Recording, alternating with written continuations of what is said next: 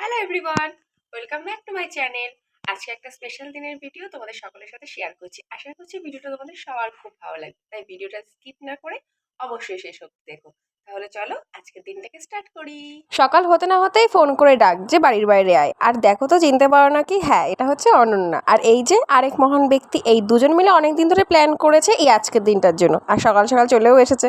আসতে না আসতেই এনারা আজকে নিজেদেরকে খুব বড় গেস্ট মনে করেছে, কিন্তু সেটা বেশিক্ষণ হয়নি, কারণ কিছুক্ষণের মধ্যে আমি সমস্ত কাজের দায়িত্ব তাদের উপরে দিয়ে দিয়েছি। অবশ্যই আজকের দিনের অনুষ্ঠানের মতো একটা ব্যাপার, সেটা সবাই মিলে কাজ না করলে হয় না। তারপর আর কি, আমারও কি আজকের দিনে রেহাই আছে? আজকের দিনের ডেকোরেশনও আমাকেই করতে হচ্ছে, আর কি করা যাবে বলো। আর এদিকে তো অনন্যা বিশাল বড় দায়িত্ব নিয়ে নিয়েছে এই নেম প্লেটগুলো সাজানোর জন্য। আর আরেকজনকে দেখো গরম লাগছে বলে এই দড়িটাকে ধরে সে ওই ঘরে চলে গেছে ফ্যান চালিয়ে।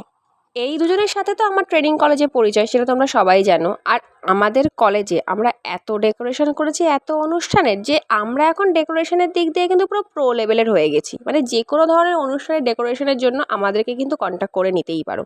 যাই হোক, এত কম সময়ের মধ্যে এতগুলো কাজ যে হয়ে গেছে এটাই অনেক। আর সিম্পলের মধ্যেই ডেকোরেশনটা কিন্তু বেশ ভালোই হয়েছে। তোমাদের কেমন লাগছে জানিও তো। এরপরে আর কোনো দিকে না তাকিয়ে রেডি হয়ে সোজা দৌড়। বল। আর তিন্নিকে আনতে। আজকের অনুষ্ঠানের শো স্টপার যারা, তাদেরকে আনতে যাওয়া তো বিশাল একটা ব্যাপার। আর গিয়ে দেখি একজন তো লিপস্টিক পরছে, আরেকজন আইলাইনার খুঁজে পাচ্ছে না। বাবারে বাবা, সে কি তোড়জোড় তাদের বাড়িতে। কোনো রকমের টানতে টানতে তাদেরকে নিয়ে এসেছি যে আর মেকআপ করতে হবে না, এবার চল তোরা। কি যে তাড়াহুড়োর মধ্যে কেটেছে দিনটা, কি বলবো। বাড়িতে এসে কোনো রকমে তাড়াতাড়ি করে এখানে কেক কাটা শুরু হয়ে গেছে। আরে তাড়াহুড়ো বলে কি ছবি তুলবো না, তা কখনো হয়? তাই একটু আধটু ছবি তো অবশ্যই তুলতেই হবে। এর পরের মিউজিকটা একটু শোনো তোমরা।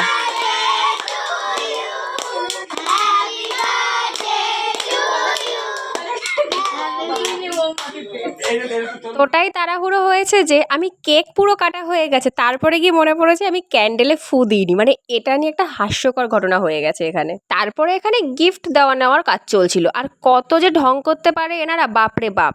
গিফট না দিয়ে নাকি কেক খাবে না, কত ব্যাপার। আমি বললাম ঠিক আছে, তাহলে আগে গিফটটাই দে। দাঁড়াও, তোমাদের সাথে তিথির পরিচয় করিয়ে দিই। মনে আছে কদিন আগে ওর বার্থডেতে গেছিলাম? এই যে আমার মিষ্টি একটা বুনু। তারপরে এখানে সবাইকে কেক খাওয়ানোর পর্ব চলছিল।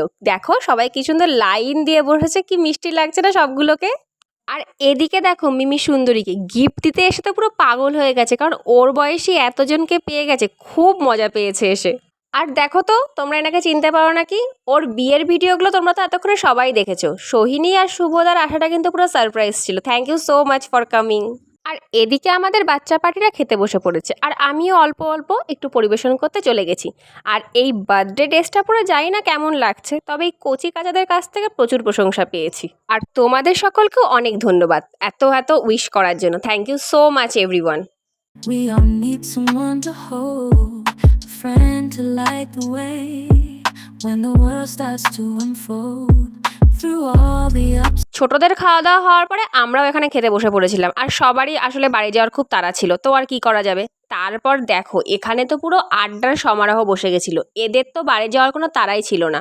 সারাটা দিন ধরে প্রচুর মজা করার পরে এবার সবাই বাড়ির দিকে চললো, আর আমিও এই পুচকেদের চললাম বাড়ি দিয়ে আসতে। কি মন খারাপ সবার, বাবা বাড়ি যাবে না একজনও। আজকে সারাটা দিন সবাইকে নিয়ে দারুণ কেটেছে।